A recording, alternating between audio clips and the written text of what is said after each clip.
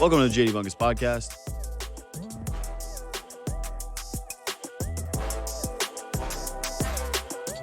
You're watching on video, you just saw me start talking and words didn't come out because I forgot to turn on my microphone. And what I said was apropos. I don't mind when people make mistakes. It happens. I just made one.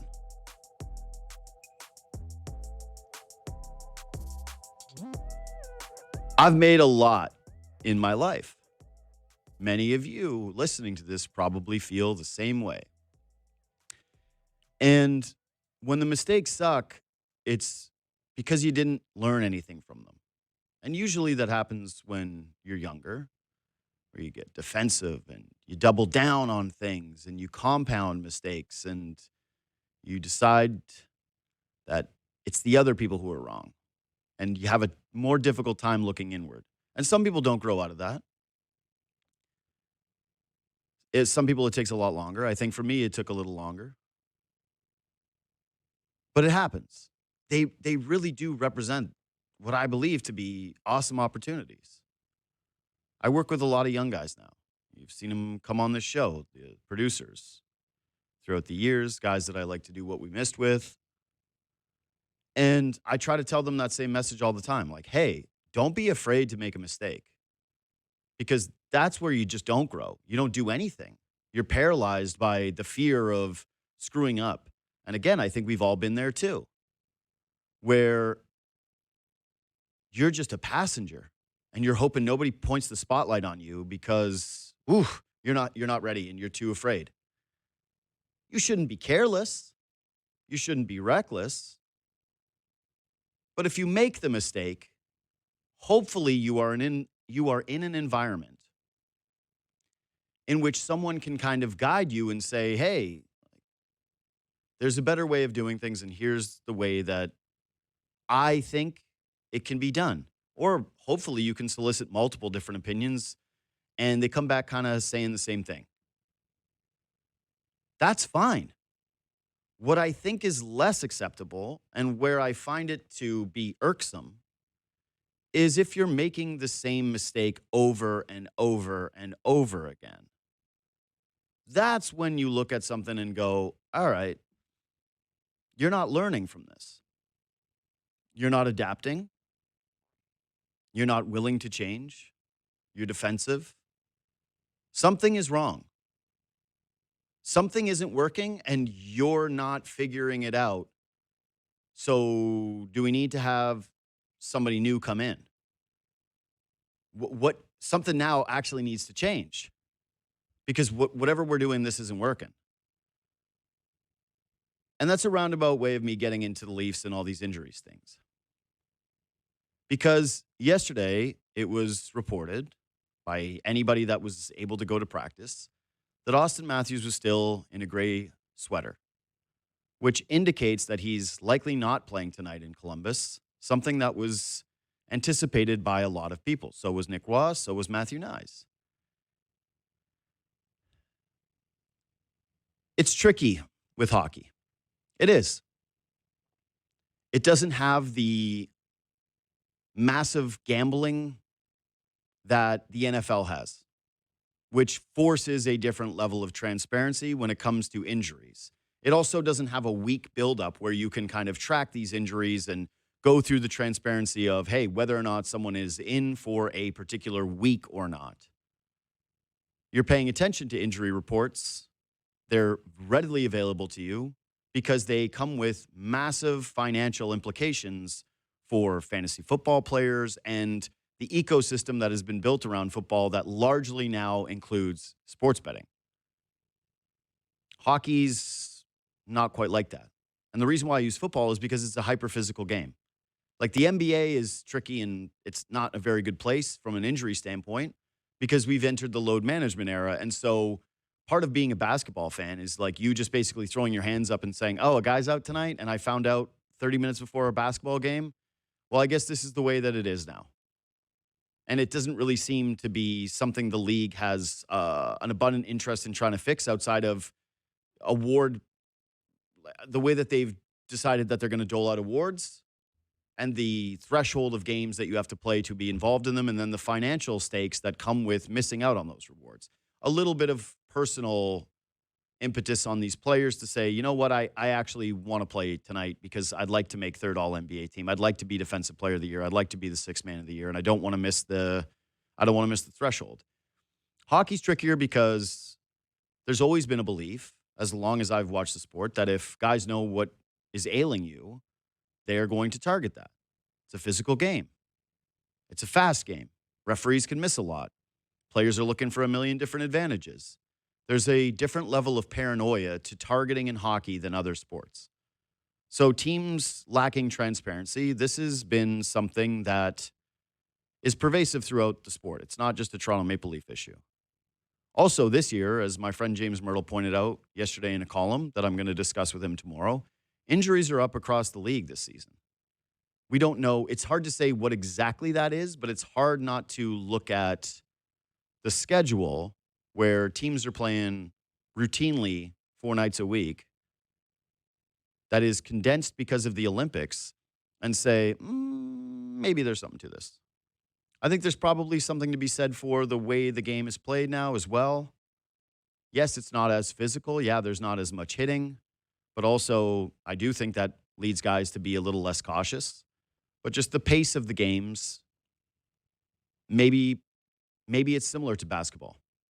And I've talked about this before, but I think part of the reason you're seeing so many like calf injuries in the NBA, for example, is that guys are putting far more stress on their legs in the NBA than they used to.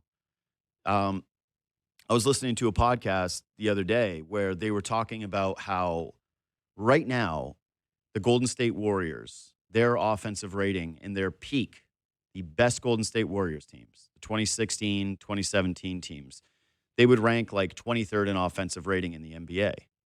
The pace has just shifted. It continues to evolve to a point where it's kind of difficult even to, like, it used to be hard to compare eras. We would look at it and go, well, how do you compare Bobby Orr to now? How do you compare Bill Russell to now?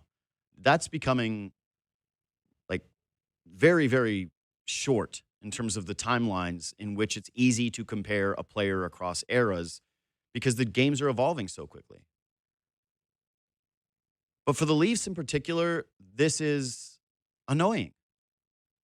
And the fan base is in a place right now where you're not going to be able to really get away with a lot.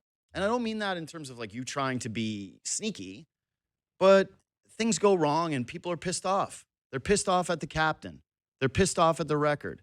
They're pissed off at the coach. They're pissed off at the general manager. They're pissed off at the way this team defends, the way that this team competes, the way that they interact with the media. There's very few things that Toronto Maple Leaf fans right now are looking at and saying, well, that's a good thing, and that's a thing I like. You got to squint. It's 20-year-old Easton Cowan. It's lifelong project Nick Robertson. It's consistently great John Tavares. Like, again, it's not a very long list. The vast majority of the conversations around this team right now are, and you know I hate framing things as positive and negative, but in this case, it just is. It's just that most of the feeling around the Leafs is negative. There's an apathy and a frustration to the fan base right now that I have not seen in quite some time.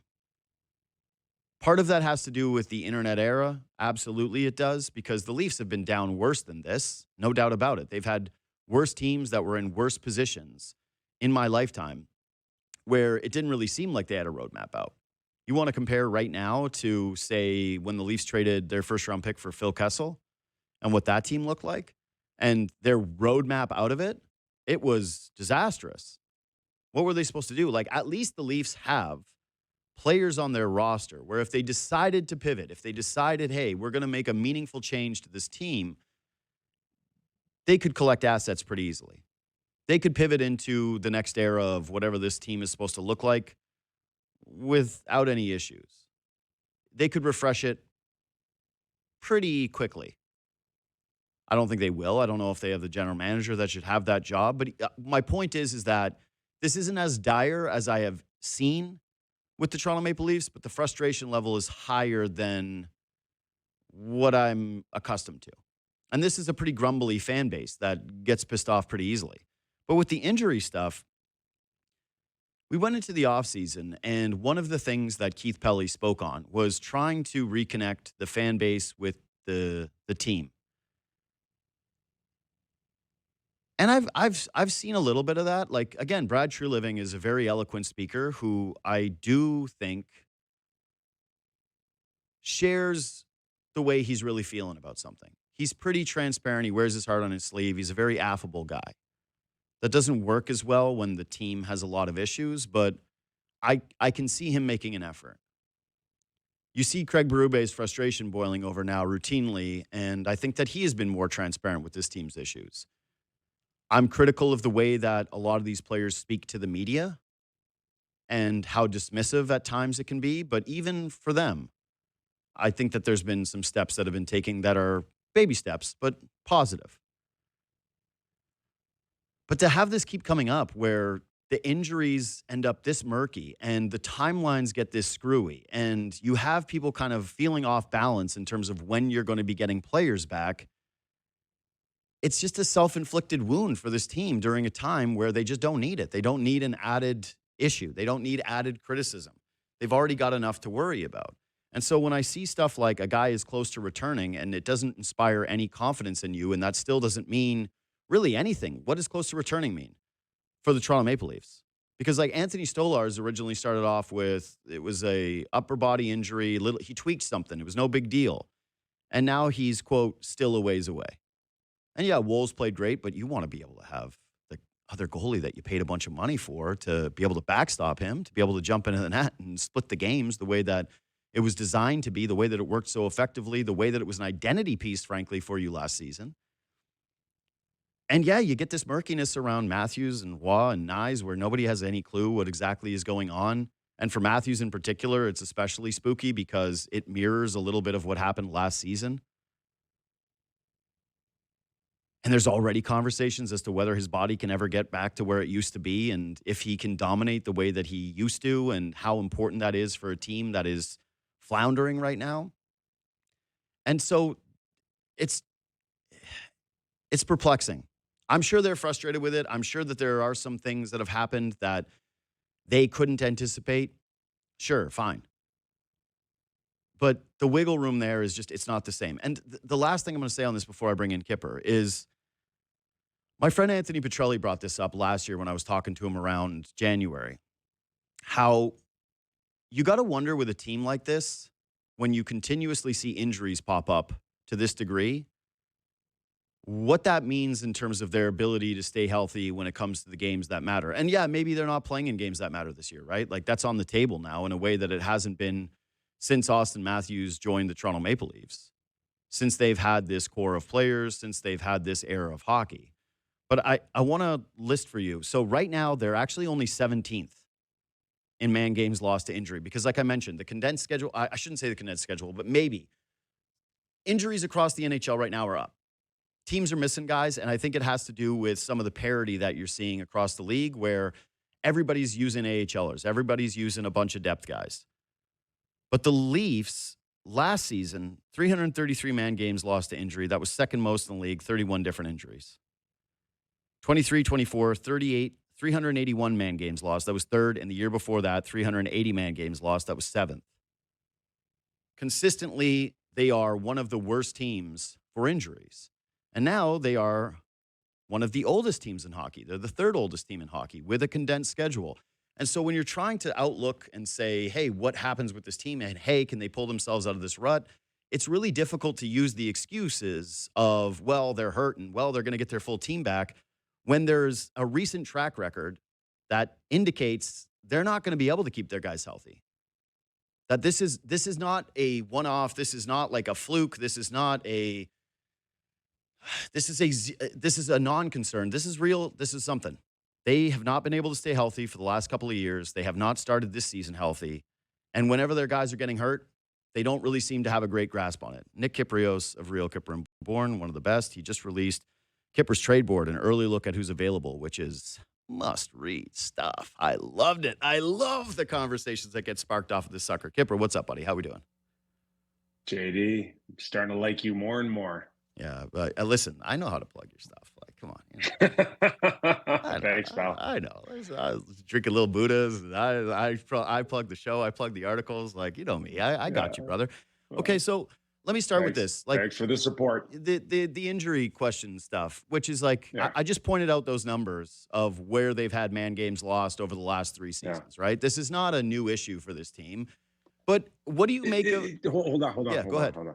It is kind of a new issue because we didn't go through this, um, you know, with Sheldon Keefe. They managed to stay healthy through Sheldon Keefe, and then of course in the last year and a half, 2 years, it changed. Mhm. Now I can tell you specifically, I don't know when I looked at Sammy McKee and Justin Bourne on one of our shows, and I told them, with Craig Berube and the style of play and what you're asking them to do, this will lead to more injuries.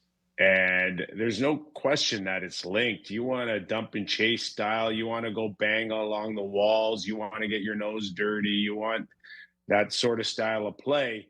It's no question that it's affected them the last little while. And, I think across the league, as you said, maybe coaches are asking for more of this because we know how the Florida Panthers win their Stanley Cups. Some teams can pull it off and some teams have trouble. Well, it's especially troubling when, again, you're the third oldest roster in hockey. So you look at some of these guys and say, all right, if you're being asked this, like think about how important OEL is to this team right now, right? Like how effective he's played. He's been one of the few bright spots for this team. An older guy with a lot of miles on the tires. And when you continuously Yeah. ask more of Well, him, him and Tanev, yeah, before Chris got yep, hurt. You're arguably your two most important guys when they should be the third or fourth important guy, yep. and it's putting tremendous strain on them. Uh, Chris Tanev bending. Did he break? Did it come to the point now where the things that he's been able to take in the past, he no longer can take, in his mid 30s. So, it's going to be tough. It's going to be tough for even Chris Tanev to come back. And even if he comes back, we're not even sure what he's going to look like. Yeah. No, and it's listen, you worry about the guy's long-term future when you sustain multiple head injuries that quickly, but it also from just a hockey standpoint, you have to wonder too like, well, if it's materially changed, is this now becoming just essentially the new Jake Muzzin where it's money on your books for a long period of time and you're not really getting any deliverables on the contract? But what do you make of just like the messaging from this team? Have you been able to source out and speak to anybody about why this continuously happens where they put out a message of, hey, this isn't anything to really worry about. Hey, this is something that is kind of minor. Hey, it's not really long term. And then, like, even with Matthews, who they said, like, hey, it's going to be maybe a couple of weeks. Well, we're now trending towards he misses this game. And even if he plays Friday, that's almost a month, Kipper. Like, he's almost Yeah. missed a month of hockey. Matthew Nyes was skating. He was at the pregame skate. He's pulled and they go, oh, it's just something that was a lingering issue. And now this will be his third straight game that he misses if he doesn't play tonight. Why it continuously happens this way Yeah. where they bungle the messaging. Yeah. Good question. We know the general scope of injuries in the National Hockey League is not to reveal, Hmm. and it makes people feel like they're vulnerable and targets, and blah blah blah. I don't buy it as much in November as I do in March. I have a lot more time for it in critical games down the stretch, but to go to this length of secrecy, I don't think is benefiting the team or the players, and it leads to more questions. Hmm. So in that aspect, I think what they're trying to do, and I don't think they're purposely trying to mislead anybody in the media or their fan base. I think they're just ultra conservative, ultra protective of the players. And, I think Auston certainly is in a position where he has to support this type of behavior because, it's easy for him to go face the media and say, hey, listen, this is me. I just don't feel well. I don't feel 100%. I'm not confident right now to step on the ice. And when I am, I will.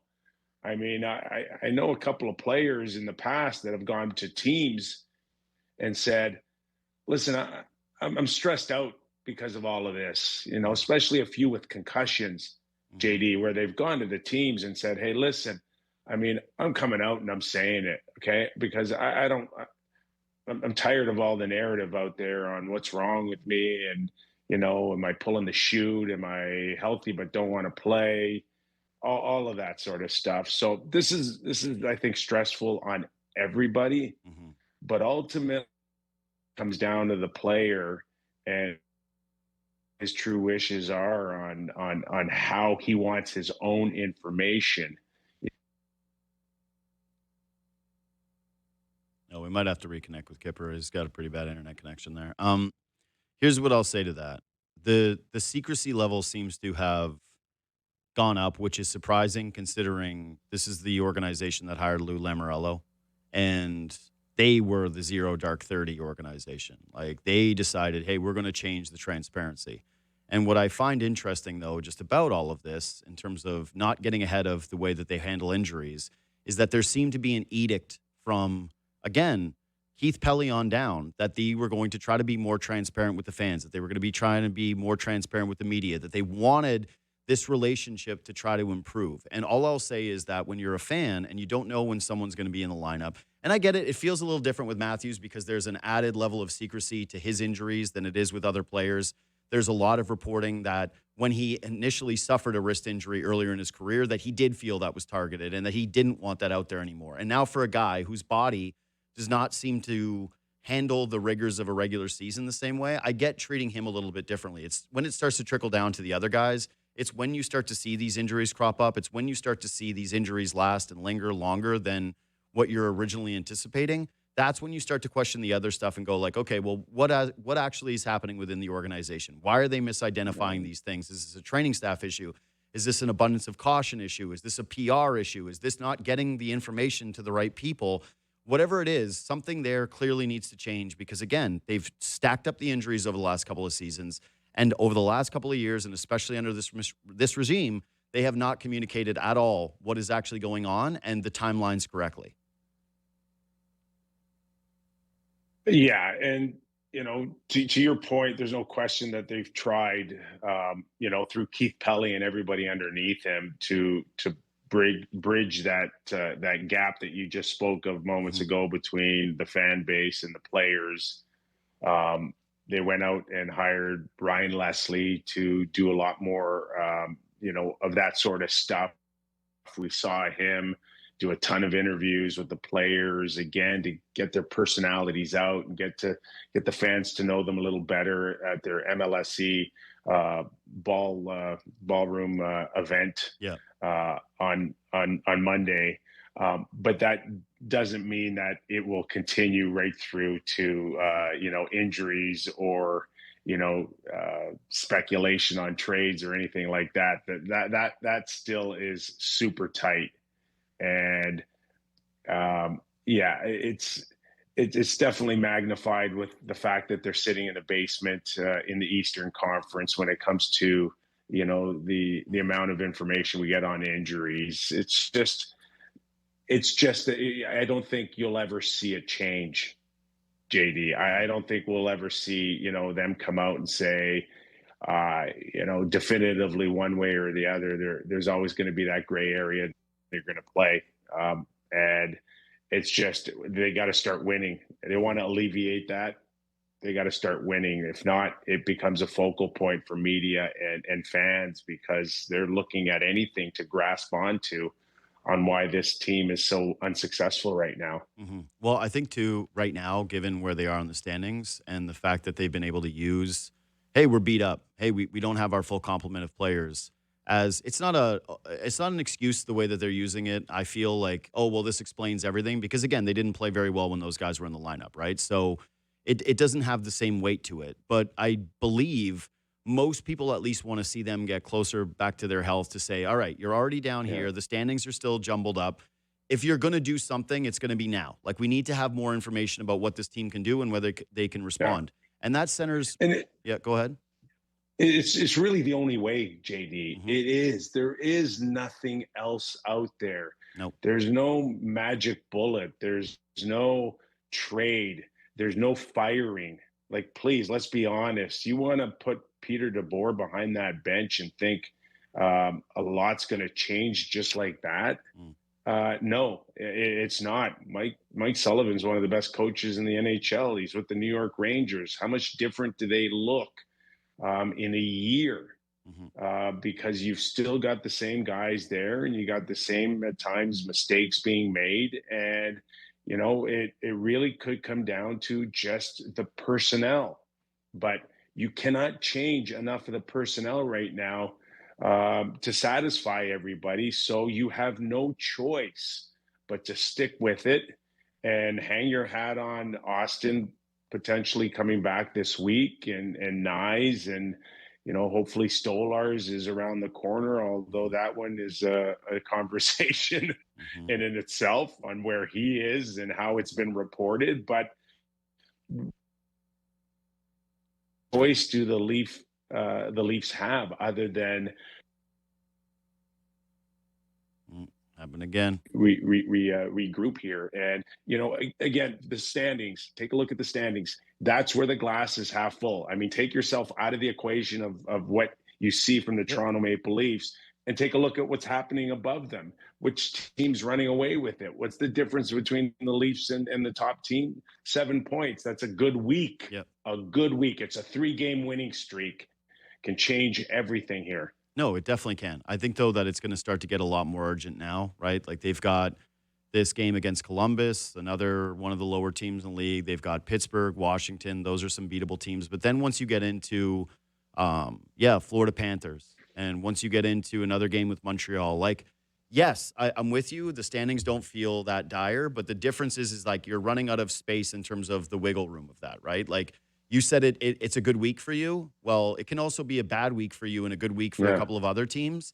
And all of a sudden you're looking on the outside saying, holy crap, we're out of this thing. Like this is kind of dead and buried. You proved this for another few weeks and you're not going to be able to play that game, which I've been doing too, which is like standings watch. But I want to get into this with you because like this is the last injury thing that I'll bring up before I get into some of Kipper's trade board stuff and a few other conversations. So with Matthews in particular, I think there's an added fear, right? Nyes needs an extra couple of days, whatever. He's a younger and he's been mostly healthy outside of an ugly slew foot that he took from Sam Bennett in the postseason a couple of years ago. Um, there's a lot of internal belief from the fan base that this guy just is not going to be able to get right, period. And I've heard rumblings about the stuff that's been going on with him. I've heard the things like, yeah, I don't know, they haven't been able to identify certain things with the guy. Like, where are you at in terms of your understanding of when he does come back that he is going to be able to return to the younger version form, that's actually even on the table for Yeah. this guy? I don't have that type of privileged information, JD, to look into a crystal ball and see how capable these guys are going to be able to come back and hit certain levels that we've been accustomed to. Hmm. Things always change. It is a window in a career where things constantly change and move, including your body, including your mindset, including the player that you were and how hungry you were before compared to how full you feel now. And it's there is a natural where you evolve as a player. Hmm. And there's different stages in your career you hit. I don't know where some of these guys are in their stage and how willing they are to come back, and where they deem true success and the drive to win championships, legacy. How do you want to be remembered? The richest guy that never won, the poorest guy who's had multiple championships. Hmm. Like, there's so many factors going in on what drives a player individually. And as a Leaf fan, you just hope that Auston and Tanev can come back and still be the players that you believe that can help you win. Hmm. Stolars, oh my God, one of the most talented goalies out there. I mean, he's so good, Hmm. but his inability to stay healthy or have the mindset that can really catapult him into a legitimate number one goalie. I mean, we don't have privileged information on any of that. Hmm. Yeah, I will say though that there's been enough grumbling, like there's been enough murmuring that it's definitely a concern for me, specifically with 34. Like, and we've also seen it, right? Like it was fully last year, and what happened this season in terms of the messaging from the Leafs? Like you heard it, I heard it, which was like, hey, he's fully healthy, he reset, he's hungry to prove everybody wrong, that he had a good off season, he's feeling good about Yeah. his body, and Well, they wouldn't be the first team protecting yeah, that information. of So, course, I mean, you can speculate all you want. You can you know, come up with conspiracy theories, but at the end of the day, hey, when you're ready, go and play, and then we'll judge you from then on. yeah. Well, that brings me to this, and I've been doing this on my show the last couple of days, which is like, I actually think that this is a pretty big hinge moment for Auston Matthews in terms of the way that he is perceived in the market. And when you're talking about legacy stuff, yeah, he's always going to like he's poured in a ton of goals early in his career. If you're looking at peak goal scorers, he's now already put himself in the conversation among the best who have ever played. But in terms of his legacy as a captain and as a winner, sure, he's still a youngish guy, right? He's what, 29? I think he's 29. He might be 28. Um, Yeah, there's time to go. This one season's not going to define his entire career, but the urgency level I think is about to change. When he comes back yeah. with where they are in the standings and the overall performance, which has been fine, like he's got 9 goals, 7 against a goalie, and I think that was in 17 games. Um, it's been okay, but it has not been dominant. It has not been the on ice leadership that I think that they're kind of hoping from this guy, where he is like the driver of this team.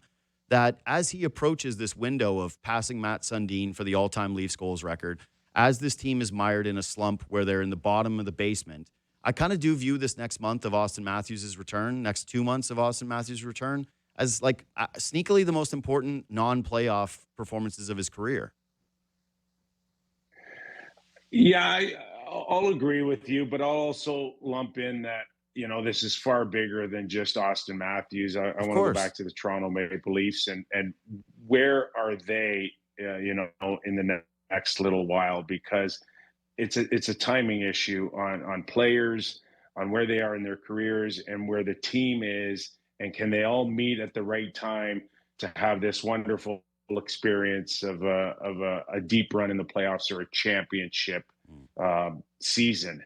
And it's there's no question for Auston, even if it goes south this year, he's got plenty of time in his career. He's at the peak of his career, age wise, body wise, everything, as long as he's healthy, of course, to still do great things in the National Hockey League. The question is it still with the Toronto Maple Leafs? Where are the Leafs? If if things go south for Auston, he can always regroup. You know, perhaps you know in a year or two or a year three with another team. Mhm. But does it meet with the Toronto Maple Leafs? If things go south for the Leafs and they have to regroup and retool, or heaven forbid, say the word rebuild, Mhm. does Auston go, well, I don't really want to be a part of that, or not at my age? Mhm. You know, I'd like to move on. So it's just a timing issue now. If they can all kind of get together and hit these peak uh, windows where they can compete for championship, because that's all that's left for Auston. Mhm. Okay, he doesn't need another 70 goal scorer Mhm. season. Doesn't he needs wins in the playoffs? He needs to show that it was worthy of them to give them the captaincy, that he is in charge here. He's the face, and he can lead men to a championship. And if the feeling for Auston is, I don't like the direction this team's going, I don't like the players that came in, Mhm. and I got to get out of here. We know the power of the player today. You Yeah. know, whether it's Connor or Auston, Quinn Hughes, they are in such control right now. Mhm. They they say I'm done. time to move on, Well, yeah, or when look at my the way that contract, Rutherford's speaking right now about like his organization. It's purely built right? basically around like, hey, we're just trying to do whatever is going to make our star defenseman happy. So they go in and they dictate conversations. Hmm. Now these superstars, they go in and look at Connor. How long did they wait? And he's like, I'll tell you what I'm going to Hmm. do. I'm going to tell you how much I signed for, and I'm going to tell you how many years. Hmm. And you're going to go, okay, okay, okay. Hmm. And Quinn Hughes is going to do it with Vancouver. And maybe Auston turns around to the Leafs and said, okay, we gave it a try. I don't think, I think this team, I think you guys need to regroup. I'm happy to turn around and give you some assets to look forward to in the next 2 or 3 years, but I'm not waiting. So maybe it's time I move on as well. Well, it's crazy that we're even having these conversations, but I actually don't think that it's overly hot takey to even play that out at this point because like it feels like there is at least a reasonable scenario in which that becomes a Yeah. reality. So, But yeah, go ahead. this goes back to your fork in the road here Yep, for the next 2 or 3 weeks. Like I two agree. or three weeks are going to dictate whether or not they have a chance to make the playoffs or not. Hmm. And if they don't make the playoffs, those I assure you are not hot takes. They're just reality takes. Hmm. They're just, connect the dots, right? Just figure it out. This is the way it works now. Well, Kipper, like I said, they're the third oldest team in hockey. They've got a few young guys that are looking like they're going to be major contributors to this team. And if the direction this year is that you're a non-playoff team, given that, you've invested as much as you have in this core, then yeah, of course that's going to be on the table. But that brings me to this. So you have on Kipper's trade board, Brandon Carlo, who was in Yeah. trade discussions in the offseason, right? Like you pointed out the Paterka thing that's been out Yeah.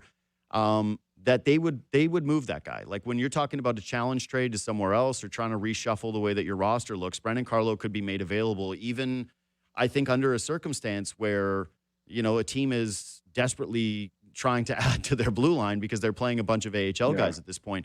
My question about this, though, is not like, okay, is this a reality or not? Because this seems very real at this point.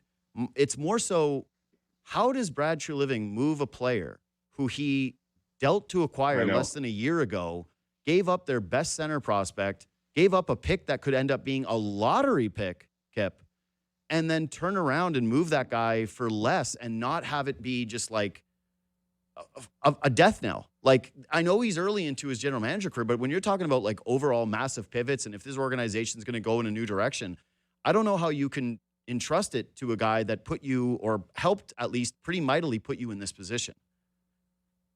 I think it's a fair point, and one that obviously will keep getting addressed Mhm. until they turn this thing completely around. If those similar questions on how can you move Carlo just when you just gave up Minton in the first, Yep. you're not the only one thinking that. Brad Treliving probably ran it in his head about 1,000 Yeah. times. And maybe the main reason why Carlo's still a Leaf and not a Buffalo Sabre is because he felt maybe he couldn't justify doing that such a short while ago and then turning around and moving him. So, in saying that, uh, you could pick 3 or 4 guys that you could put on from a Maple Leaf on my trade board. But I chose Carlo because Carlo has true value. He's 5 years younger than OEL. Hmm. His contract's cheap with Boston, still eating some of it. You can trade for him for the next 2 playoff rounds without Hmm. him needing a new contract. And he's a minute muncher with a Hmm. right-handed shot. They're very valuable. I know center ice seems to be the hot position right now for the trade board, Hmm. but right-handed D are still far and few. And Carlo would bring something back significant for the Leafs. Nick Robertson, as hard as he's playing right now, I think he's still a Leaf because Tree did not like enough of a return for him. Hmm. Max Domi we could put on. There's a few guys that we can put on, but Carlo's the one with some teeth for me. Yeah. So part of the reason why he's also more, I would say, attractive, he doesn't have that no move clause. So if you're going to shop him around, you're actually able to move him for whatever ends up being the best trade package. Based on what has happened here in the last couple of years, like, man, Tree Living doled out the no movement clauses like they were candy. Like, gave one to David Camp. Like, David Camp got a no move clause. Max Domi has a no move clause. Like, yes, Yeah. it's I think it's only like a 15 team no trade, but whatever. It's like these guys ended up getting them in these negotiations.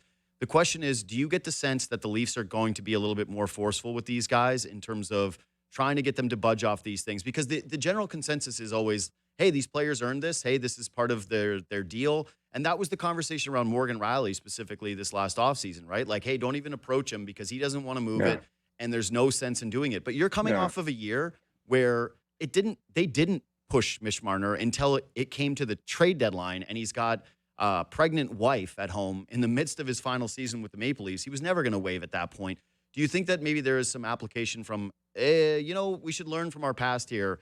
Maybe we are starting to have Yeah. uncomfortable conversations with guys like Morgan Riley and Max Domi.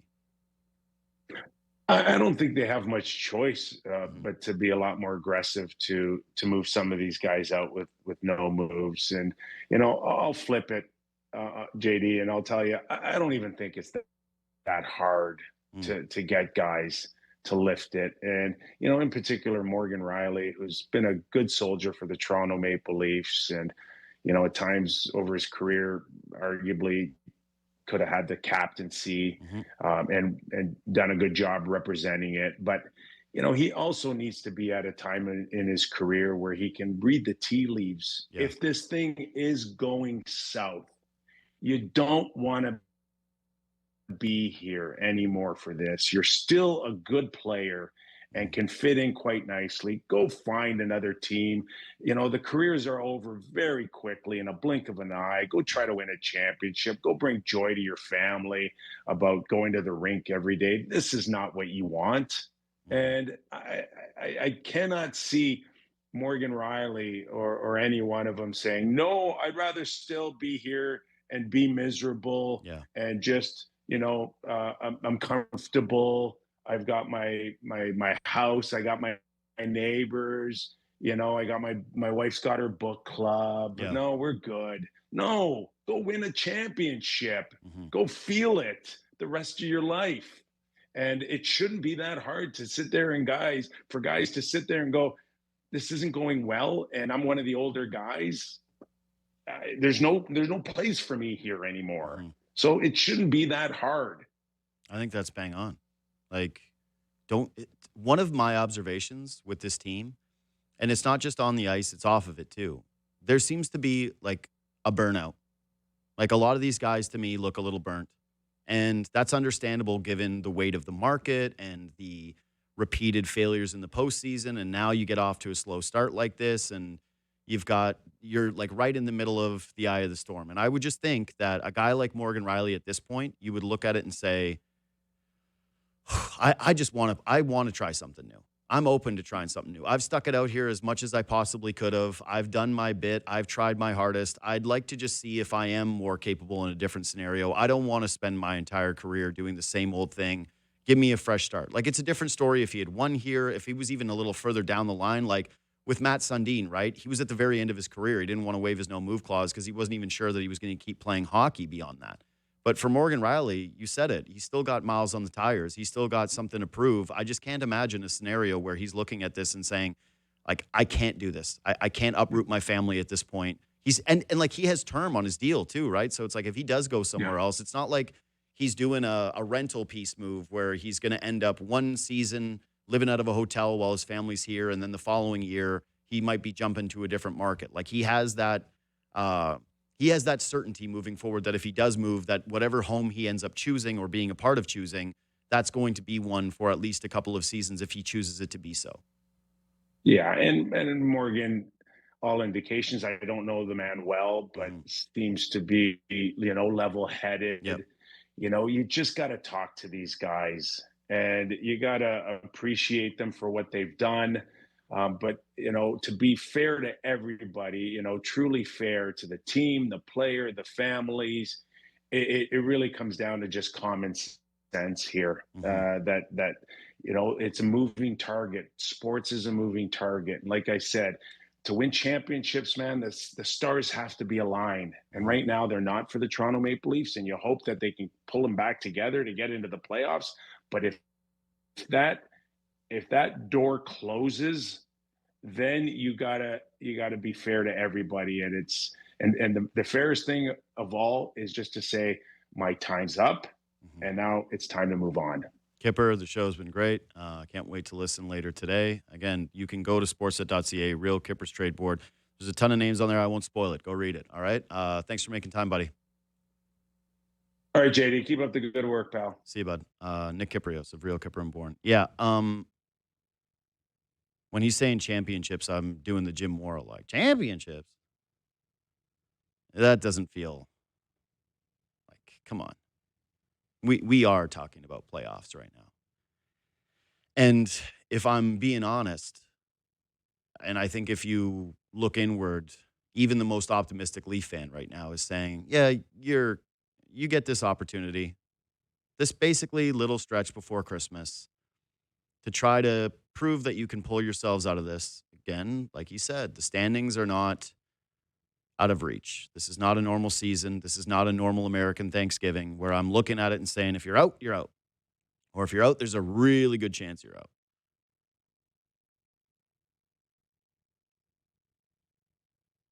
What he said about Auston Matthews in terms of, hey, if it does turn into a rebuild, does he want to be here? Those are questions for me for like another day.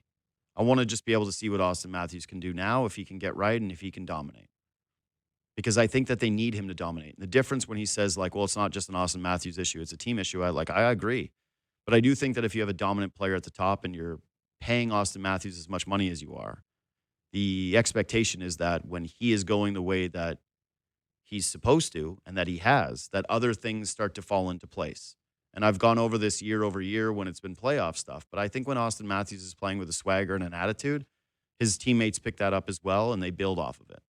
So if he can get back to the swagger attitude, Auston Matthews, that's scoring goals every night, I think the Leafs can pull themselves out of it. Can they become a championship contender? That I have greater doubts about. I do. Like, I think even in a flatter league, even where there is not as many dominant teams, given the past track record and how they look so far this season, the idea that they would somehow rally and turn this into not just a playoff team, but a title contender, can't get there. Cannot get there right now. Prove me wrong. That's fine. I'll be happy to. I'll enjoy doing Leafs talk again. I'll enjoy speaking about the team more on this show. But yeah, we're a far ways removed from that. But the thing I wanted to close this with, and I'll take a break and talk about Thursday football because we've got a loaded slate for American Thanksgiving. I think that the fans and the team have a similar vibe, that they do feel a little connected this way in terms of the burnout, the apathy, the frustration. I'll reference that point Elliot made the other day on 32 Thoughts again, that once it starts to seep into the locker room with players who are optimistic, that's when you're a little worried. And yeah, I've been annoyed at times at how flippant the Leafs have seemed when it's come to their issues, but yeah, they've usually pulled themselves out of it. And then it does turn into like, wow, everyone did overreact to these guys. And when it comes to no move clauses or who's on the table or what could end up changing here, I don't know. I don't know how you could be somebody on this team and say, I'm not burnt out by the situation as well. I'm not burnt out by the constant conversations about me struggling. I'm not burnt out by every day looking at the same media members in the eyes and having to give similar explanations as to why things are not working out. I need a fresh start. I need to try something new. That's at your disposal in that industry. And so I hope Kipper's right when it comes to no move clause stuff, that it's not as difficult to navigate as it has seemed in years past and even just recent years with Mitch Marner and with Morgan Riley this past offseason. Anyway, subscribe to this podcast, leave 5 stars. You can reach out anytime on Twitter and Instagram at JD Bunkis. I try to read the DMs. Yeah, if you're watching on YouTube, leave a thumbs up. If you're watching on Sportsnet Plus, thank you. Quick break, and I want to talk about the things that are at stake on Thursday.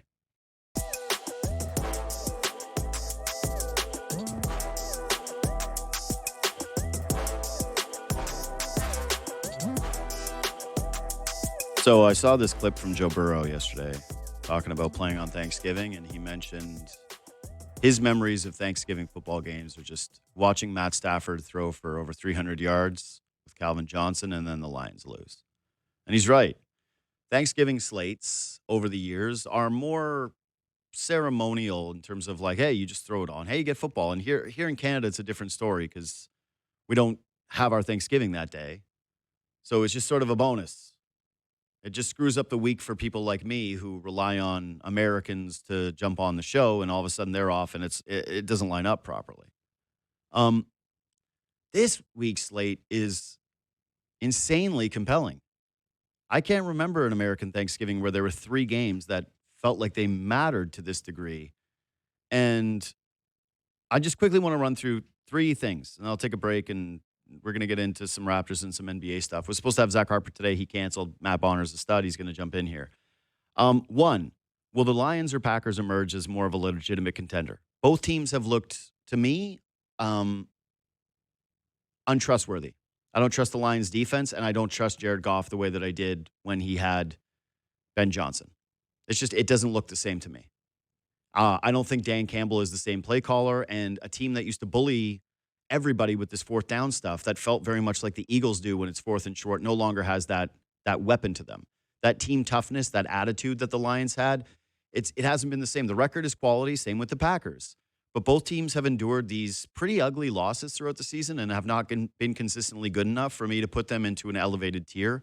And this game feels unbelievably important, not just from the standings and whether or not they are in a 3-team race, but whether or not they can hang with the Bears, who play Friday in another really good game. But if you feel better about one of these 2 teams, if the victor can kind of put their foot down on the other and say, no, we're not in the same class as the other. Number 2, was that a meaningful step or a blip for the Chiefs?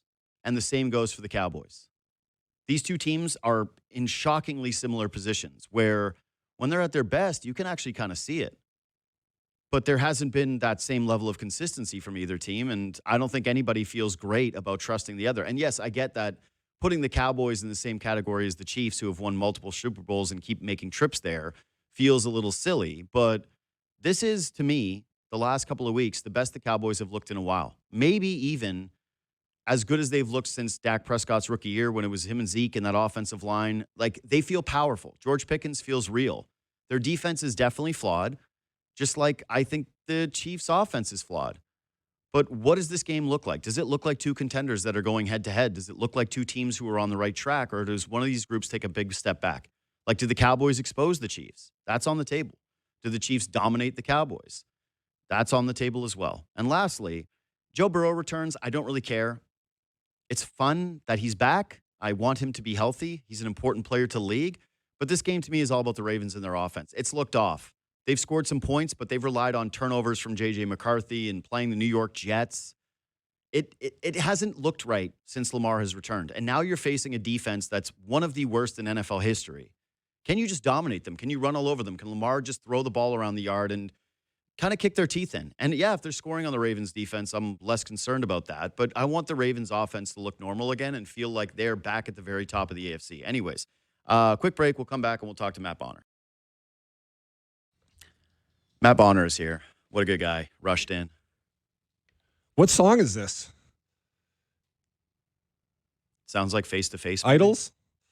Is that Idols? Yeah, it's Face to Face. Is the new wave. No, it's a punk band from like the late 90s, early 2000s. Man, we have like a manufactured DJ podcast sound intro. Yeah, but that's you got the big bucks on this show. No, I actually hate that you brought this up because now they're going to be like, oh, I just got it Yeah. removed, didn't I?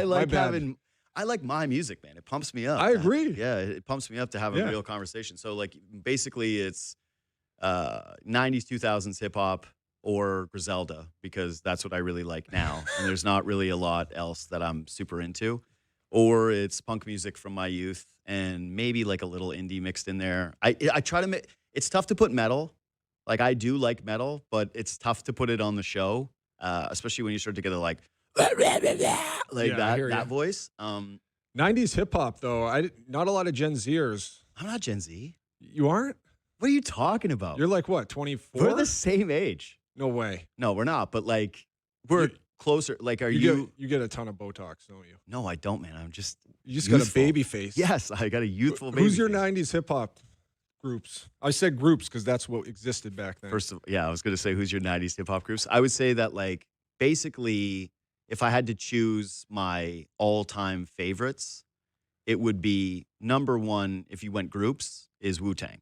Okay. There's just no doubt. Like, that, I would say 36 Chambers, in terms of like all time albums that like shaped me, would be easily top 5.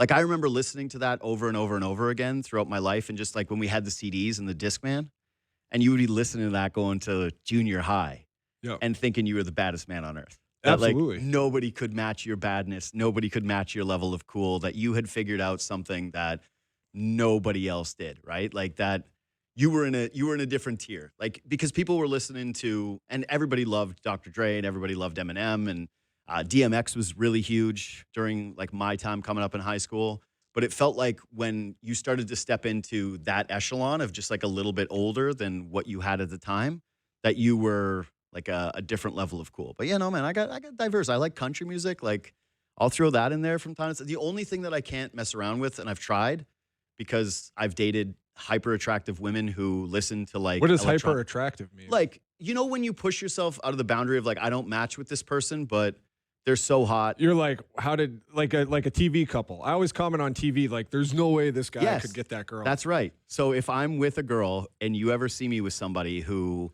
you go, there's just no way that this guy should be with him, or this girl should be with him, then the answer to that is, I am changing who I am fundamentally as a person. And that is when I'm listening to like EDM music or house or any type of electronic. If I like go to you go to raves?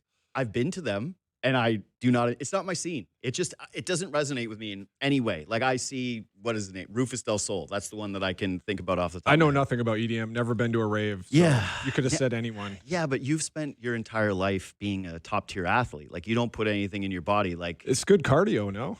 yeah, definitely. But it's also other stuff that impacts your heart rate. You go to a rave. I got the Tribe Called Quest Raptors crossover shirt on. I like Tribe Called Quest, but that's where it gets a little too old for me. Okay. That's where it gets like a little outside of my my range in terms of what I really want to listen to. So The 36 Chambers, one story on that. I would say Outkast and Wu-Tang in terms of groups. That's my top 2. Outkast. Basic but real. Outkast, I came on late. Rosa Parks was on the radios my last year of high school. I heard it for the first time at warm-ups in an opposing team's gym. They used it in the warm-up tape. And I was immediately doing 2 lines like, what is this? Like, this is amazing. You know, growing up in New England, we didn't get the Southern hip hop up there, really. It was pretty regional at the time. And then when I got to University of Florida, it was like, oh, wait, there's other albums before Aquemini. And then I really got into That's the Outkast. best, though. That happened to everybody. But 36 Chambers, in high school, we used to blast it. We had like this little change room for the basketball team. Yeah. And we'd put a stereo in there and we'd blast it, and our coach would get so pissed. Of course. Because there's a lot of profanities. Yeah, there sure were. And he'd come in there, he's old school, and be like, turn this crap off. Like, I don't want to hear it. Everybody in the whole locker room can hear it. Like, you got to turn it off. And so, like, after the game, I went to the coach, and I'm like, listen, coach, like, I'm aware you don't like the language, but it really gets us hyped up. We all love it. It like brings us together. It gets us ready to play the game. Dude, you know, like this is actually something that if we're doing sports talk, that I think is maybe missed out on a little bit in the headphone, everybody has their own individual music era. I agree. If you're going to ask me what's the things that I miss about playing sports as a kid, right? And like I obviously we're very, very different, you and I. You played professional basketball. I played high school sports. Well, I'm talking about high school right now. Yeah, but I miss the feeling of like you would find new music from going in and you'd have like the teammates that were the drivers of the music and that would find stuff and show you like, hey, we're listening to this today. Yeah. And all of a sudden you hear a song and you go like, who is this? And then you had to go buy a CD and take a chance at rolling the dice on would they have more than the one song that your friend made on a mixed CD that was playing for your basketball team. And also that level of connectiveness that you had as a team listening to music together. And yeah, not everybody would be on the same page, but usually there'd be like that one song that you would find as a team that you would want to play all the time. And the excitement that you would have playing that music and then extending it into like your warm-ups and putting it on the PA system in your high school gym and being like, we're putting this on and we're warming up to this, and guys are either rapping along to it or singing along to it. And that's I don't know if it's the same way where everybody now has their own headset. Everybody wants to It's warm not up the same way. Yeah. To answer your question. And the song on that album was Method Man. Oh, yeah. I heard that. Same thing. A teammate put it on in the locker room, and I'm like, "What is that?" Do you know he stole that from the Beatles? Yeah, I know. Yeah, you know that, eh? That's cool. Like, I saw that video and I was like, damn, this is cool. I mean, it makes sense when you listen to the lyrics. Yeah, of breaks it course. down. It's a cool video. But I went to back to the story. I went to the coach and was like, "I'll tell you what. Like, if we keep winning, you got to let us keep listening to Wu-Tang." Yeah. And he's like, "All right, deal." You won. The moment you lose, it's off. Though we went undefeated the whole season. Amazing. For Wu-Tang. To your point with the earbuds, you're absolutely right. Like, I have a teenage daughter, Gen Z, like yourself. I'm joking. I know you're not Gen Z now, but we'll be in the car, and growing up, you listen to your parents' music. Now, her and I have a 13-year-old son as well. Half the time, they got their earbuds in. Yeah, they never listen. And they're not even listening. Yeah. And I'll There's be also like, so much more music. Yeah. Like when we were kids and we had our parents' music, like for me, my parents really liked Van Morrison. They really liked the Rolling Stones. They loved the Beach Boys, which I still love the Beach Boys. Everybody loves the Beach Boys. Yeah, I do. I got a real soft spot for the Beach Boys. But there were things that and then you started to step into, like, my parents weren't big on Zeppelin. They weren't big on Jimi Hendrix. But then I started listening to those things because it was in that orbit. And then that started to build off into other music. But yes, it was your parents' stuff that shaped you first. Now I can't imagine you telling your kids, like, listen to this song and them go, like, they have their own. They have the whole world. They have Spotify. I'm here to tell you, don't give up on that dream. My daughter, she has her own stuff that she listens to that I have no idea what it is. Yeah. But she has, like, her main playlist with all the stuff she likes. Olivia Rodrigo. Yeah, but she'll put it on shuffle. And there's a lot of songs from my music. There's like indie rock on there, some 90s hip hop stuff. And it's like, all right, I did something right as a dad. Actually, that would be like a real measure of success as a parent. It's a proud moment when your daughter's like rocking out to Deer Tick or something. Yeah, that is cool. I do like that. All right. So you're filling in for Zach Harper, I had both my guests canceled today. Chris Pronger canceled me late last night, and then Zach Harper canceled on me last minute.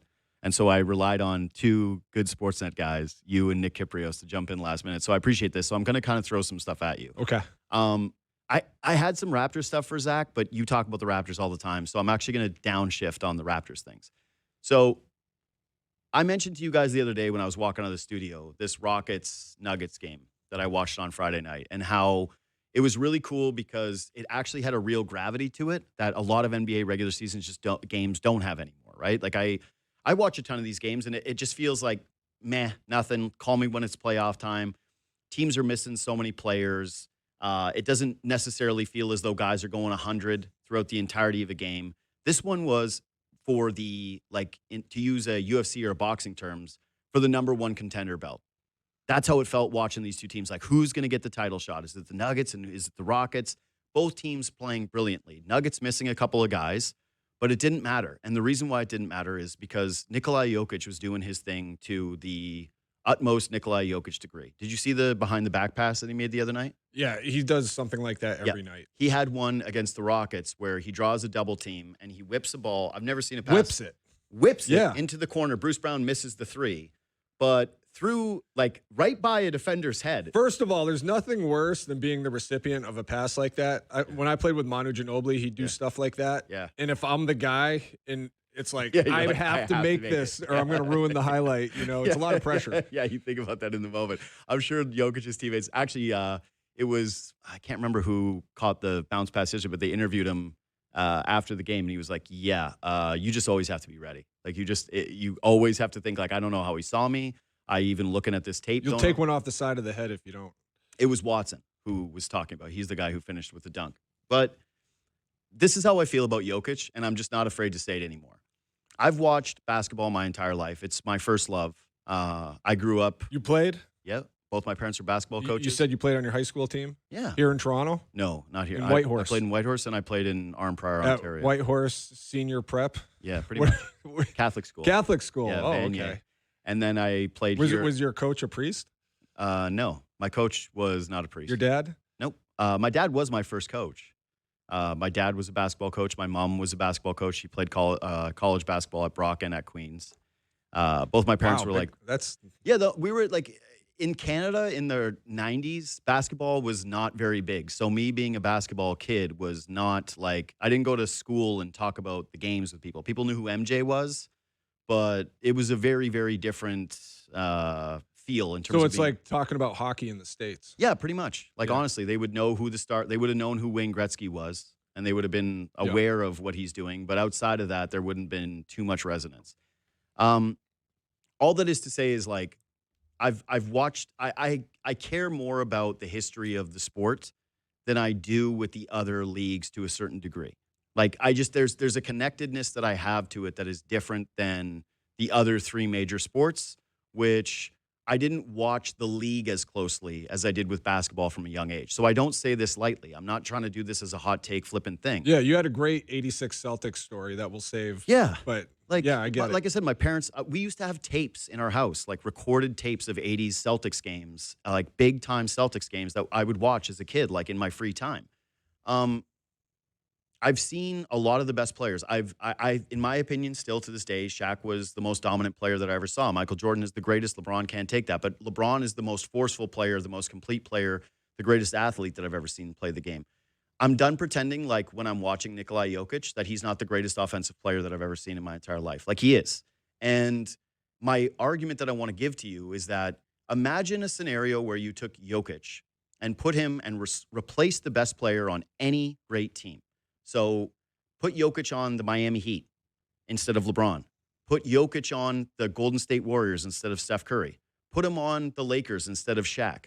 Put him on the Oklahoma City Thunder today instead of Shai Gilgeous-Alexander.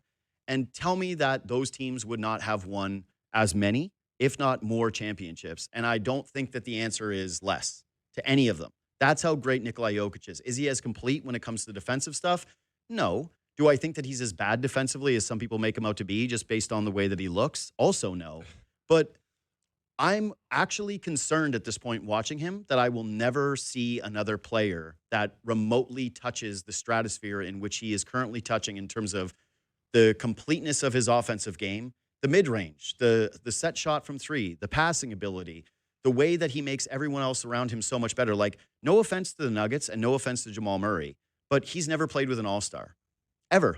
And it's like Cam Johnson goes there and it's just a given that he's going to be good. Bruce Brown leaves there and he's nothing.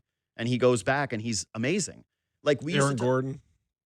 Exactly right. Aaron Gordon's most famous moment before Nikola Jokic was arguing with Kyle Lowry in a bubble game.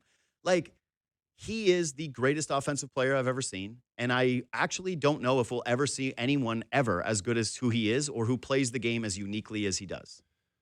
Yeah, especially looking like a hungover men's league player while doing it.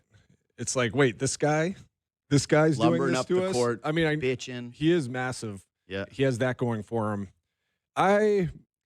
So his ability to see the court and read plays and execute passes links back to growing up playing water polo. I don't know if you ever read about that. Yeah, I did. Which makes me wonder, like, are we missing the boat with player development Yes. in the youth? Should Yes. you put your kid, if your kid loves basketball, like, make them play water polo too? Like, what would happen? Is there any data or examples of other water polo players who also played basketball and went on to play at a high level? Can we see that film and see how they play if they're making the same passes and reads? And it makes sense, too, because it's all like the one-handed, like seeing and surveying everyone. Yeah, it's all one hand, Yeah. those one-hand water Yeah. polo passes. Yeah. But, like, at the same time, is there actually a link, or is it he's just a unicorn and his brain's wired different? I don't know. Well, I'll tell you this, that a lot of great players who I've gotten the opportunity to interview, there's two things that I think add to the credibility of he comes from a different background. One is that now in sports more than ever, I feel like there is a competitive advantage from coming from a different background because everybody's doing the same way. Well, that's what I was going to get at. Right. Like, everyone does a formula, and you're seeing that applied to basketball more and more and more, where it's like, are you a 6'9" wing that can knock down a three and dribble the ball credibly and be able to defend your position? That's all. That's what we're looking for, right? That's the the way that the league is structured. And what they're doing is from the AAU level up, guys are playing essentially the same way. It's a lot more isolation ball. It's a lot less, I think, creativity amongst teams. And there's less room for the variance that we used to see in the NBA. And so when you get a guy that actually hits on not just the natural ability that God gave, because like Jokic is 7 foot, what, one? Yeah. Yeah, he's 7, like 300 pounds. Yeah, right. So this is a probably different story if he ends up being me and he's But 5'10". maybe not is my point, because there's examples of other players who are different and very successful who are also highly competitive growing up in other sports. Steve Nash with soccer is an example. Yep, and I think that helped and aided his ability to see the how floor. how he moves and his footwork and all of that. You see guys who grew up playing high level football. And they're super physical, have a nose for the ball, understand how to use their body, fight through contact. I don't know. And like, Nate Robinson comes to mind, where it's like this guy was a bulldog of a player who, at his size, was able to consistently get to the rim. And again, freak athlete. But but playing football player. growing up gave him that advantage. See the basketball. Yep. And same thing with soccer with Steve Nash. Like, we're in a world where it's all about specificity at a very young age and lock in. I don't think that's the right way to go about it. When you're younger, your neurological pathways in your brain are open. Yeah. That's the time you can learn another language. That's the best time to learn an instrument. Yep. Your all neuroplasticity is completely different. So than what it is. like the more sports you can play where you're using those neurological pathways to move your body in different ways, train your body through different contacts, see things differently. You're kind of like expanding that universe. And then when you get older, if you're going to be highly competitive in a specific sport, you carry all that with you. And I think it gives you a slight advantage, or it can give you a slight advantage. And I think a lot of that is what we're seeing with Jokic with the water polo, to kind of circle back. I agree. Because no one plays water polo. No. There's no one in the NBA, I'm pretty sure, who like grew up playing water polo. And clearly, when you watch him pass the ball and how he sees the court, you can draw those parallels. Yeah, and he comes from a place in the world where I'm not saying that's the only reason he's good, but it gives him an advantage. And no one's advocating like, hey, move your kid to Croatia so that they can play professional water polo. They got water polo in California. Okay. Yeah, I'm just saying that like you do notice when you go, like when I was in Croatia last summer, you see water polo nets like at just about every single beach. Like pick up water polo. Yeah, they have leagues. They have. You got your 5? Let's go. Yeah, I think that is something that they do, and that it's beyond recreational there. That it's like closer to like how in Ireland they have hurling clubs that they're professional, but they pay for their own equipment. Like handball in Italy. Yes, exactly right. That they've got different sports that lead some ability to play in these other leagues, and that part of the reason that you're seeing other parts of the world be more dominant in the NBA right now is that you do have that advantage, that guys were trained differently and they reach a level that some of the guys in the NBA right now who are traditionally trained, they don't feel like they're in that same echelon at this moment anyway. Like I was talking to Armin this week about how I think there's going to be a crisis for who is the face of, crisis is a strong word, but who is the face of USA basketball? Like who is the number one sneaker seller? Who is the guy that if they show up in Olympics? It's not Ja. It's not Ja. That was a joke. It's not Ja. And frankly, it was supposed to be. Yeah, and it was supposed to be Anthony Edwards, and it was supposed to be Jason Tatum. Well, Anthony Edwards isn't off the table yet, I think. I don't think he's off the table, but he's doesn't. Young enough. I will say this, that like the post that playoff run 2 years ago, Anthony Edwards has not taken the step that he needs to do more movies, I think. Yeah. He's great every time he's in a movie. He was really good in that Adam Sandler movie. Yeah. There's no doubt about it. But the other thing that I was going to say about why playing the other sports to me is important, and this is a non-parent, but I look at a lot of these kids who get professionalized by the time they're like 12, 13 years old, and it looks like a job. Like they're being highly... Yeah, you take the fun out of it. Exactly. Yeah. And so you're losing the joy in the sport, which is what is supposed to be so beautiful about it. That like when you were a kid, you looked forward to playing basketball because it was escape. It didn't feel like you were going to be, and maybe for you it was a little different at a certain age where you were like, maybe pro is something that's going to be on the table for me. But like, I didn't know that till I made it. Right. So that's usually how it goes, unless you're like a freak. Right. Unless you're somebody 10. that like by the time you're 13, like LeBron, yeah. where you're like, yeah, this guy's going to go to the league when he was 12, 13 years old. Either way. My point is I think that some of the passion and the joy that you will have in a young athlete, if they're able to play other sports and then pick the one that they just naturally gravitate towards the most, is going to lead to them putting in the work with the off hours. Like, you've seen Peyton Pritchard dribble the basketball, right? Oh, yeah. That's what I tell kids about dribbling drills. If they're like, this is boring, I'm like, go You should be doing YouTube it on your Peyton own. Pritchard's Yeah. dribbling drill in his garage. But that's how guys like, talk to me when you get to that level. But that's it. But that's how you get great if you're Peyton Pritchard. Is he didn't do that because a coach told him. He did that because he fell in love with basketball and he wanted to do that in his off time. When he was in his garage or when he was in his basement or wherever the hell he was doing those drills. That's right. Those are on his own because he loved it. And I think that your best course of action in terms of having kids develop to their full potential from, again, outsider's perspective of someone who doesn't have children, is to let them find the love of the game themselves and not having the pressure of like, we paid this amount of money for you to be in AAU. We paid this amount of money for you. If you don't have that love and passion, you're never going to make it to that level unless you're Andre Drummond? Yeah, or Shaq, like just a genetic freak. Yeah, right. Then you might still make it and not love the game. But otherwise, to your point, you're never going to put in the work and you're never going to play with that drive on the court unless you're actually passionate about it. But that drive to make you one of the greats, one of the to elevate above that tier, I do think that Jokic, because we always talk about how Jokic off the floor, he wants to go be with the horses. He doesn't want to go to the championship parade. He's disinterested with the media. He doesn't want to be the face of basketball. But when you watch him play, he wants to win. My God, does he ever? He's not taking minutes off. He's not relaxing when he's on the floor. He's not giving up on possessions. Like, he is a dog. He's chatting the whole game. He's throwing the body into people. He's like that game against the Rockets that I'm mentioning. Şengün takes a bump and falls to the floor, and immediately Jokic is like doing the dive and like telling him to stop it because he's so hyper invested in the game. And I think that some of that does carry through when you find all of that passion on your own, when that thing is internally driven. But to get back to like the question to you, do you think it's blasphemous for me to say that? Like, he is the greatest offensive player that the league has ever seen. No, you look at his numbers, you look at the teammates around him, years where he had zero help and he still single-handedly gets them into the playoffs somehow. Pushed the Thunder to 7 last year with not good Jamal Murray and the team that he had. I would argue he's the last 5 years, he probably should have gotten MVP. Yeah, I think so too. As great as a season as Shea had, don't get me wrong. Shea's been amazing. You can easily make an argument that Jokic should have got it. This is not how it works with the voters, and people don't. It's boring to vote for the same person every year.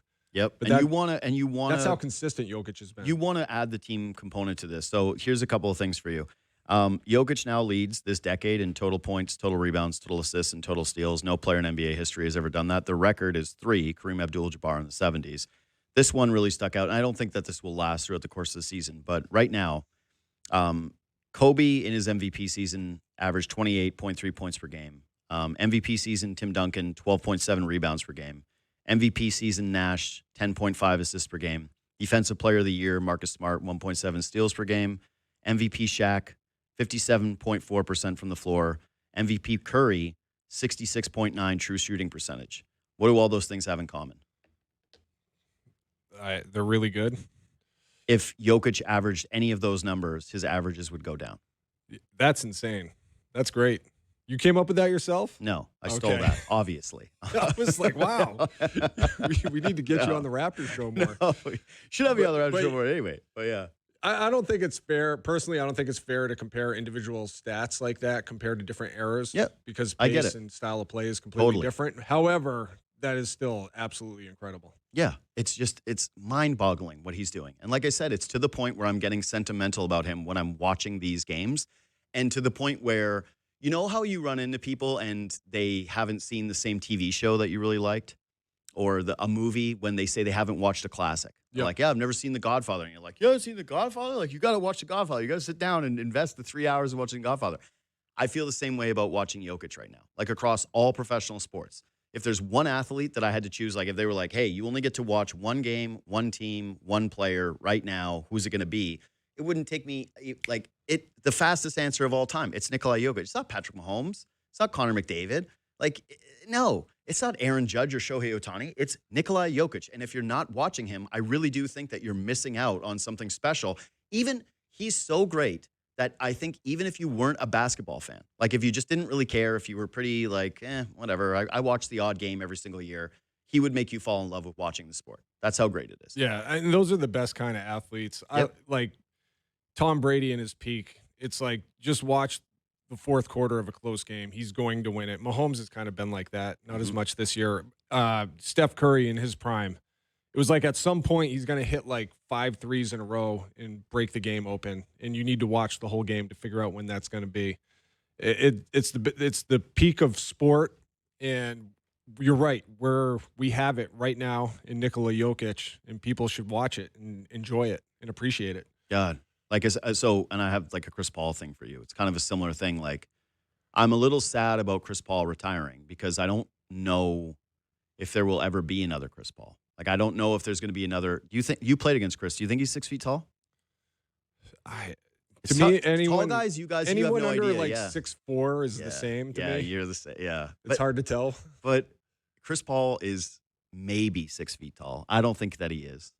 He is as competitive a player as you'll ever see. Like, bitches at the referees to get technical fouls for guys that don't have their jerseys. Any advantage, no matter how cheap it is, he will bending the find rules, loopholes. He's going to find it. Yeah. But he's also a traditional point guard in the sense that we grew up watching, where it's what is your primary objective? It is to make other people on the floor better. Can you knock down a shot? Yes. But like, for example, for Raptors fans, Emmanuel Quickley to me is not a traditional point guard. His primary, like, if you had to say what's his number one attribute, it would be pull up threes. That's not a traditional point guard's primary attribute. And I look around the league right now, and there's very few guys where I think, like, okay, you're going to put him on the floor, and his primary function is going to be get everybody involved and open up shots for other people. And, man, Chris Paul also doesn't get the respect of the defender that he used to be. Like, I think he's a 7-time all-defensive player. I should have looked this up. But it's why it puts him in a different echelon. But, yeah, when you're talking about inefficiencies in the game, it's the same thing that I talk about with Jokic, where I'm like, I'm enjoying this more. I at least did get to enjoy the Chris Paul experience more because I knew that this wasn't going to come around every week. Like, and this is not to take a shot, but I think I'm going to see more Jason Tatums. Point guards like that know more about basketball than anyone else. Yeah. Like those types of traditional floor general, quarterbacking the game, managing the game, understanding what the other team's coverage is in every single situation, who has the hot hand, getting guys in the right places. All right, we're running this because this is a mismatch. We're running that because they're guarding it this way and they'll switch and I can get this. This guy's got the hot hand. They know everything. They know everybody, all their plays. They know the other team's plays. Playing with guys like that is the best thing ever. I'm trying to think, like, Tony Parker is kind of more like an IQ, more of a scoring point guard, but I got to play with Jacques Vaughn earlier in my career, who's like one of those old school traditional point guards, role player, never put up gaudy numbers, but it was awesome playing with him. If you ever listen to Richard Jefferson talk about playing with Jay Kidd, same thing. Yep. Do they just make the game easier? They're just on a different level mentally. At the very end of his career, I got to play with Andre Miller. He came on the Spurs for part of the year. And it was kind of the end of my career too. So like I was in and out of rotation, which meant we were doing a lot of the off day competitive stuff, like 4-on-4, 3-on-3 together. And being on his team, it was incredible. Mm-hmm. Like if you're open, you're getting the ball right on the money. He's like calling out coverage. Like it's just a joy. And to your point, like a lot of that's lost in the pace and different, like everybody can rebound and bring it up. And there's less sets. You know, back then there's a lot of sets. Like you're bringing it up. The pace is slower. We're calling a set. Mm-hmm. And yeah, maybe the coach calls it, but a lot of it's on the point guard, or they have their secondary offense and there's 3 different triggers and the point guard's kind of dictating what action you're going into, bringing the ball up the court. That doesn't really exist anymore in the NBA. To your point, it's gone. But I think a lot of that mentality is an inefficiency. And the more, even if you don't play like a Chris Paul, but the more you can understand that situationally can help you be a better player. I like if I was on a coaching staff, I'd try to hire guys like that and have them on the coaching staff and try to share that wisdom and knowledge. I was gonna say, though, you think you can teach that? Because so much of it is like your own internal drive. Same thing where it's like you're an undersized guy. A lot guy. of it's intuitive because you just build those mental habits growing up, and that's how the position was and was coached. That's what I mean. But I think yeah, you can through repetition, through film, you can like get the general concepts into guys' heads more. At the NBA level? Yeah, NBA players are smart, man. Yeah, no, I'm not doubting that. I just mean like when we're talking about the going back to the neuroplasticity conversation and like the things that you learn when you're a kid, like Chris Paul had that drilled into him from the time he was a kid. I know, but a lot like when it comes to habit forming, a lot of those habits, like kicking it ahead, like not dribbling too much, getting off the ball, recognizing mismatches. I feel like you can coach that a little bit, not to the same extent if you grew up doing it your whole life, but yeah, but you're saying you would still want those guys on your coaching staff because you think it's an inefficiency. They have the highest basketball IQ out of any position. I mean, anyone listening knows that from growing up. Usually the point guard is like the smartest player on the court when it comes to basketball. Yeah. Or hopefully they are. If they're not, your team's probably in trouble. Yeah. Yeah, I was a point guard. That's why we weren't very good. Yeah. That's why I didn't have that IQ. All right, I want to take a quick break. You going to stick around, do what we missed with us? Or are you going to take a break for your show? It's up to you. It's totally fine. We'll put you on pressure. I mean, I have to come back down here in a little bit anyway. We'll take a break. Matt Bonner, thanks for jumping in. I appreciate that, buddy. Quick break. We'll be back with what we missed. So one more NBA topic for Bonner before we do what we missed. Cooler than a polar bear's toenails. Yeah, that's a great line. Yeah. I had something that I was. You had one more basketball topic. Yeah, but you forgot it. No, I was going to say a saying, but I was like, it's too risque. All right, you get canceled. I don't think I get canceled. I think that I just would have a meeting. Get a slap on the wrist, and I go like, I don't need to do this to them on a day like this. Okay, so the Raptors run has been incredibly fun. Like you win 8 straight games. They're actually kind of becoming must-see TV in the market. It's an easy choice if they're up against the Leafs. Everybody's talking about them. Yep. They're even in the U.S. Yep, as they should. Yep. And when you're hot like this at the very beginning of the season, you've got the schedule that they've had, there's like a natural conversation of how sustainable is this, right? And I don't think that they're going to be ripping off 8 straight wins all the season long, but I think that what you're seeing in terms of like their level of play is pretty sustainable. None of this looks overly fluky to me. The big question mark is going to be, can you stay healthy? And like you saw RJ Barrett already come out of the lineup, although I think the reports are pretty positive on him. Yeah, Raptors announced Wednesday the medical imaging has revealed no structural damage to the right knee. So that's good. He's got a sprain, be reevaluated in 7 days. So he'll miss a little bit of time, but nothing too crazy. And real quick to that point, yeah, what we talked about yesterday, they're winning games without playing that well. Yeah, like they'll have some low they'll have stretches. Games where they're like, where you evaluate it and you're like, yeah, they played all right, but they still won. Yeah. So that tells me it might be a little more sustainable than we realize. Well, and also I think that they've elevated their play against some of the better teams that they faced, and that's always like a bit of a nice sign. Like they crushed Milwaukee, and granted, Milwaukee was on a back-to-back, but they kicked their ass, and now it's 3. In the first game they lost against Milwaukee, they should have won. They were the better team. Yeah, they agree. Crapped out down the stretch. Yeah. So. But the question is, when you're looking at the East right now, like my take has been the ceiling for the Raptors has raised because, one, it looks a little better than anybody could have ever hoped, but also the East is weaker than anybody would have predicted. Like, it's bad. The Pistons are really good, but I don't view them as like it's an impossibility that the Raptors could beat them in a playoff series.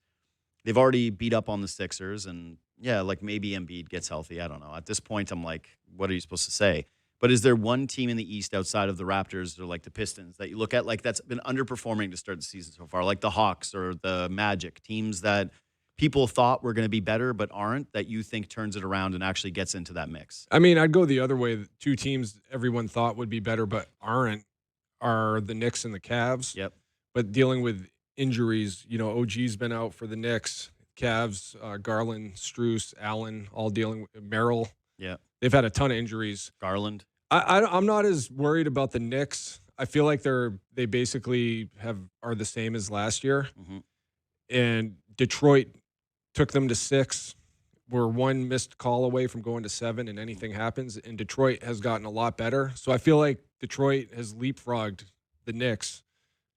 Take the record out of it. The Cavs to me are still the team and I know we've swept them, but I feel like they've learned a lesson the last 2 years about Coach regular Pop would season always push. say, yeah, you want to be healthy and playing your best basketball going into playoffs. Mhm. That's the goal of the regular season.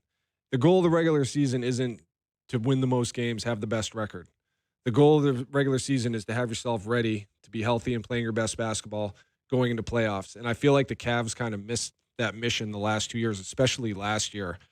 So I feel like they're kind of experimenting, not rushing guys back from injuries, a little slow playing the regular season, Mhm. and then they're going to try to be fully healthy and ramp up towards the end of the season going into playoffs to make their run. So that's the team that, to me, is still like the team to beat and I'm most worried about despite their slowish start. Mhm. The other teams you mentioned, I would say Orlando. Mm. I thought when they added Bane and the playoff experience they got last year, Paulo, what he was able to do against the Celtics, I thought they would take a leap forward. Because you remember Wagner and Paulo are still pretty young, Mhm. and they're getting better. And I thought, all right, they had a great playoff series. They had a good season. They're going to take a big leap. They added Bane. They got a bunch of other young guys. They had good depth. They had a top-notch defense. Bane's going to help them put it together offensively. If they just get a little bit better on offense and maintain that defense, they're going to be tough. Mhm. And none of that's happened. I think, So, like, yeah. if they stay with it and don't self-implode, and I think Mosley's a good coach. I think he can get them through this rough patch. And again, it's a long season. That's a team with a lot of room to improve. And if they can put it together and be healthy, that's another team I would worry about coming down the stretch going into playoffs. I get it because the on paper, but for me, there's a couple things. One is I don't know if Suggs can stay healthy. Like he just routinely is hurt, and he's so important to them. They could definitely, when we're talking about who could use a traditional point guard, the Magic, and also there's And that's the problem. Yeah. They do so much ISO with Wagner and especially Paulo. And Paulo reminds me of this was my critique of Tatum a few years ago before they won it. He's so big, strong, athletic, talented. He has every move, every shot, explosive. Why are you settling for these low percentage, difficult, contested jump shots and mid-range shots? Mhm. And you look at his efficiency, it's not great. He's basically a volume scorer. Mhm. He needs to just figure out how to use that toolkit he has to get better shots. And he can do it.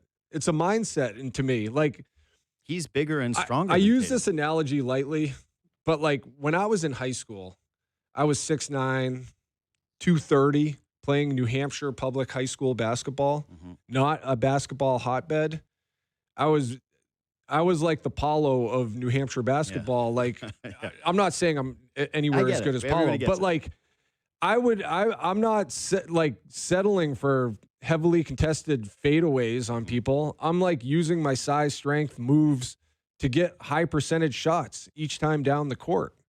Like that's got to be the mindset when you're as talented as him. He's got to figure that out. We kind of saw it against the Celtics.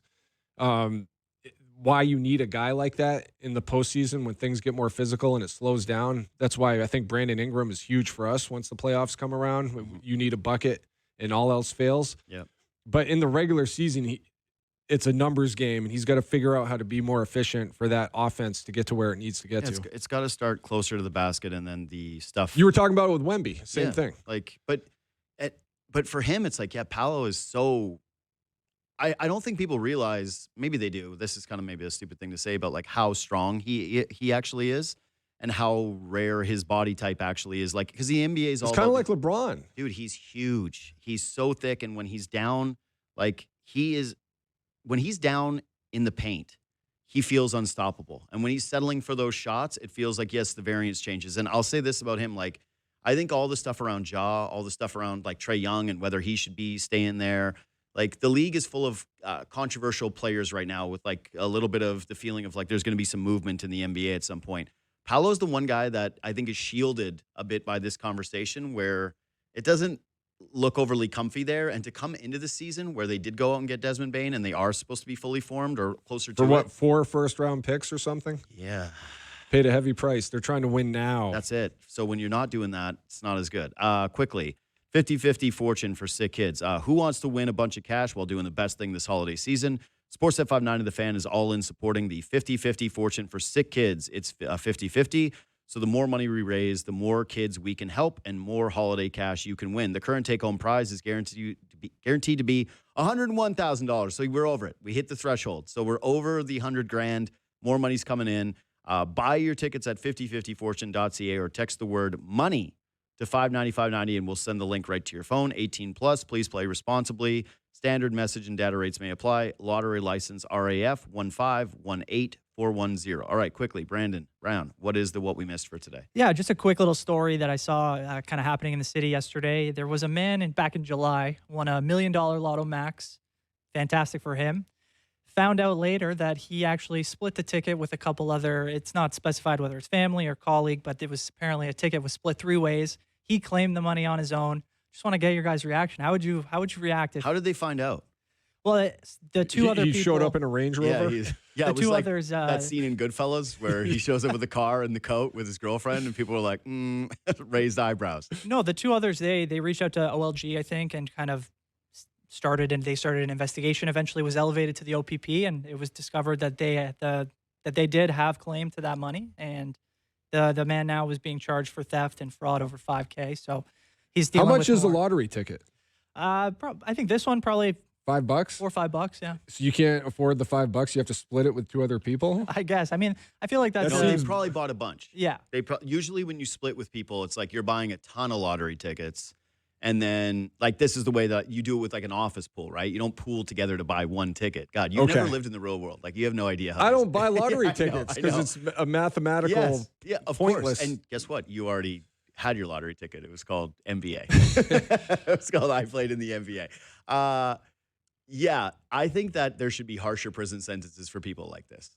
Like, yeah, that's greasy. Yeah, that is like an all-time low move. For you to try to sneak it away and pilfer from people that you split the lottery tickets with, like you said, he's getting charged with theft over $5,000. Yeah. I don't know what this is going to mean, but he should get jail time.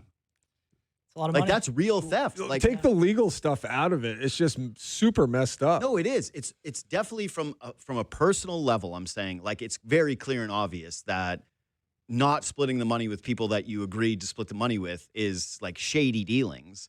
But I'm saying, like, that money was won. That's real money. So you stealing it from them, to me, is like, that's the same as you went in their house and you stole money from them. That's the same as you going into someone's bank account and stealing from somebody. Like, this shouldn't be treated like, well, they didn't have that money anyway. No, they had that money. They won that money. Prison for this guy. Gulag for this guy. Like, make him go work the fields of Siberia. Like, this is not good. That's really, really bad behavior. Anyway, Matt Bonner, thanks for making time. I appreciate you jumping in on no notice.